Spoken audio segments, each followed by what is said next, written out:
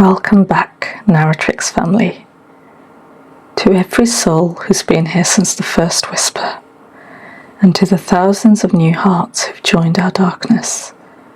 Thank you. Wow, how the family is growing.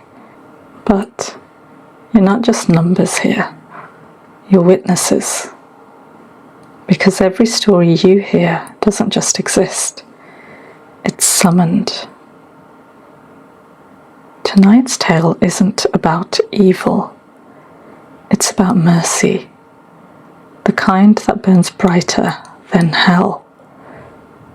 It's about a therapist and the angel who loved her enough to fall.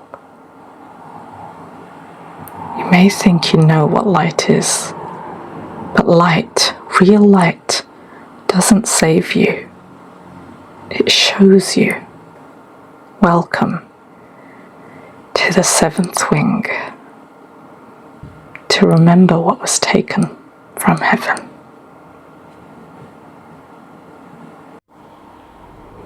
He came in at 5:59, 1 minute early, my favourite kind of punctual. His name on the form was Eli Seraph. The handwriting was beautiful, every letter curled upward like smoke from a candle. He sat down before I could even gesture to the chair. Polite, composed, not the kind of client who fidgets. Eli, I said, what brings you to therapy? He smiled, though I'm not sure his eyes joined in. They said I should talk to someone human, that my grief was unsettling.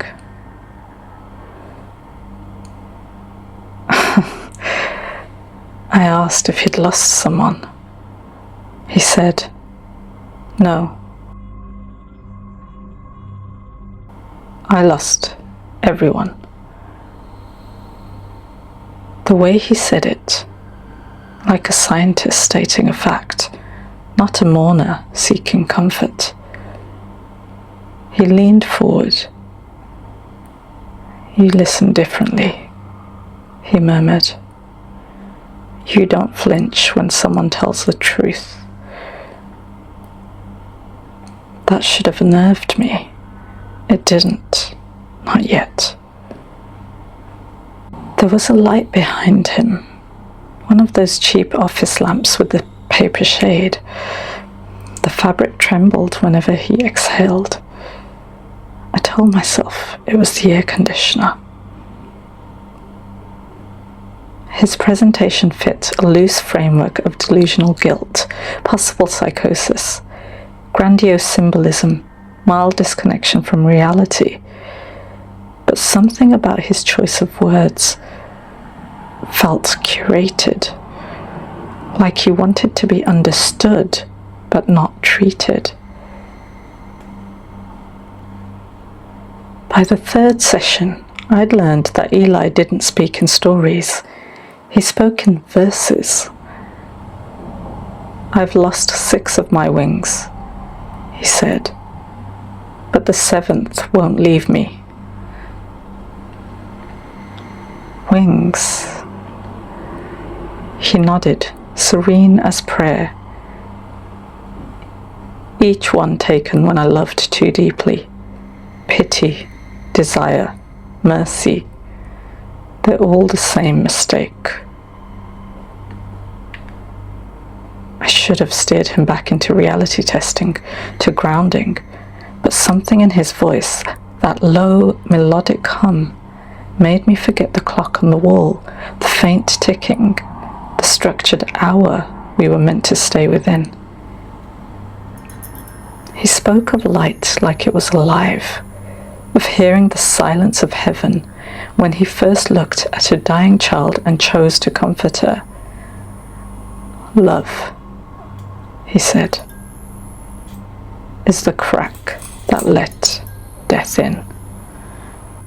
I asked if he believed he was an angel. He smiled. No, I was one. Now I'm just afterlight. The clinical term is religious delusion, but the rational part of me started slipping, because every time he entered the room, the temperature changed. My lamp dimmed, the air shimmered like summer pavement.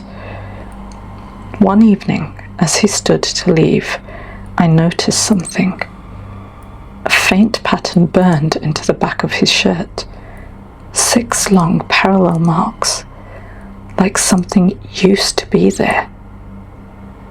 I told myself it was a trick of the light, but the lamp wasn't on. He began the 5th session without greeting, just looked at me with that impossible stillness, like he'd been waiting for me to speak first this time. Then, almost gently, he said, "Do you remember the pond?" I told him I didn't know what he meant, but I did. The image came uninvited. The shimmer of green water, reeds bending, my mother's voice calling, my brother's hand slipping from mine. The memory had folded and buried beneath years of therapy. "How do you know that?" I asked. Eli smiled, but it wasn't human. "I was there. I was told not to interfere, but you were so small. You screamed, and no one came." My notes blurred. I couldn't focus. This wasn't possible. There was no record, no hint, nothing in any file he could have accessed. He went on. "I gave you my 7th wing, so you'd remember what light feels like when you're drowning." The fluorescent light above us flickered, stuttered. The room dipped into darkness and returned like a pulse. "Eli," I said, This isn't appropriate. You're projecting inner material. That's what therapy does. It stirs illusions." He tilted his head, eyes wide, in a kind of aching pity. "Then why does your chest burn when I speak?" I pressed a hand there, and he was right. A dull, radiant heat under my ribs, spreading like a bruise made of sunlight.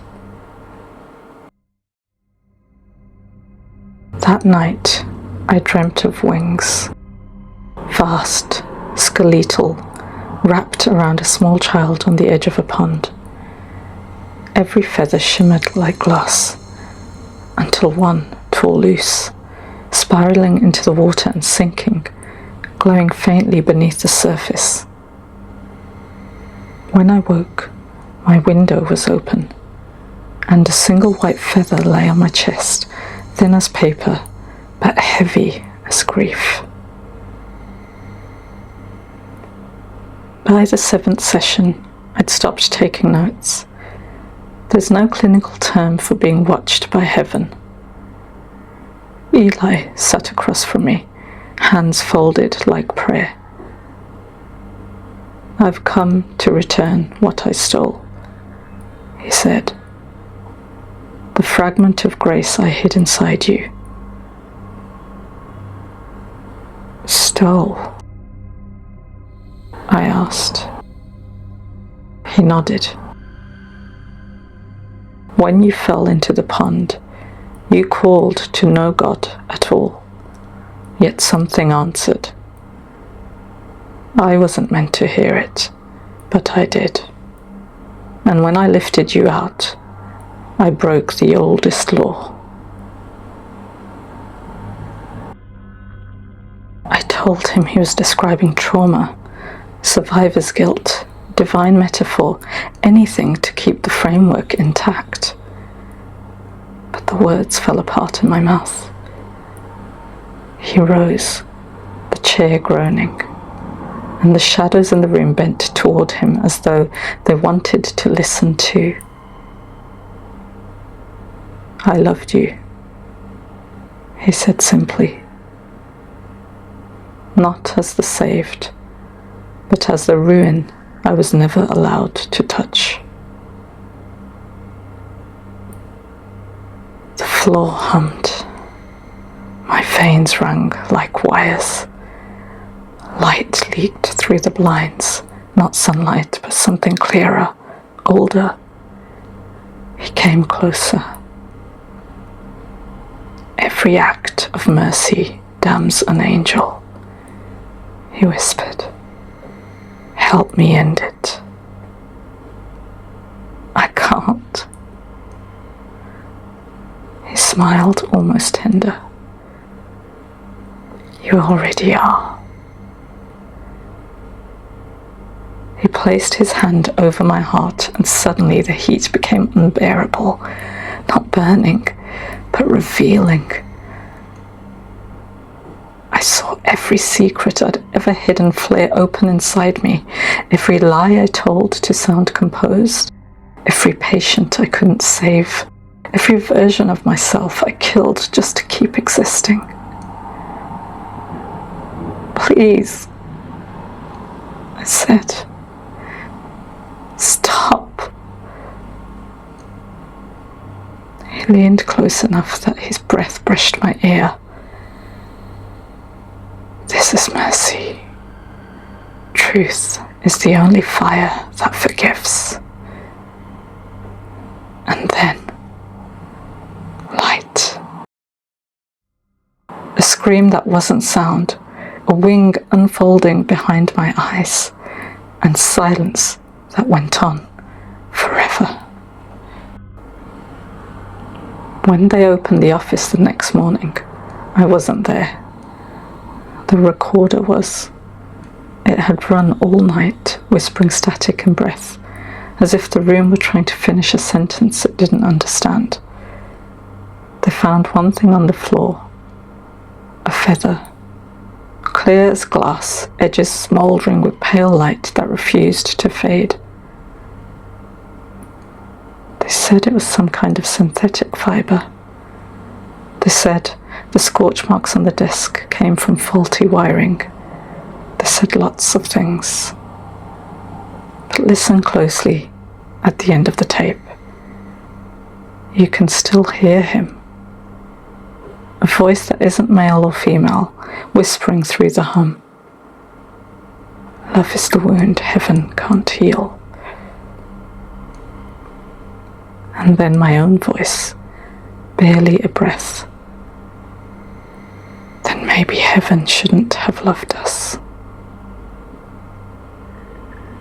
Sometimes, when the city goes quiet enough, I think I hear wings, not above, but within the noise.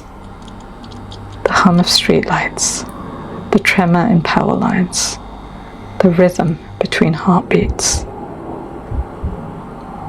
Maybe that's what's left of him. Maybe that's what's left of me.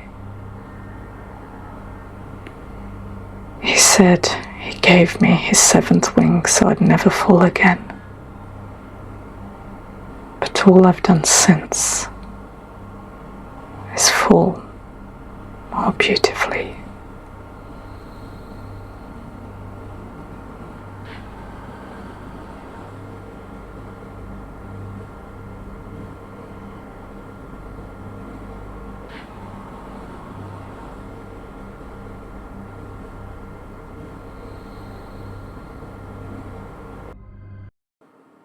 And that was the seventh wing.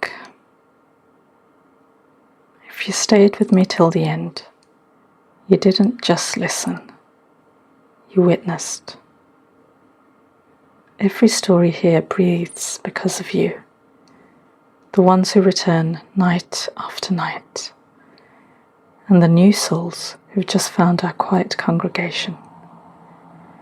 Together, we're not just a channel anymore, we're a choir. 40,000 voices strong and growing. Remember, not every story wants to scare you. Some just want you to see. So, see with me until the next nightmare wakes. Up until I can't hear, that my mind fills up into a creature, and it haunts me somewhere much deeper.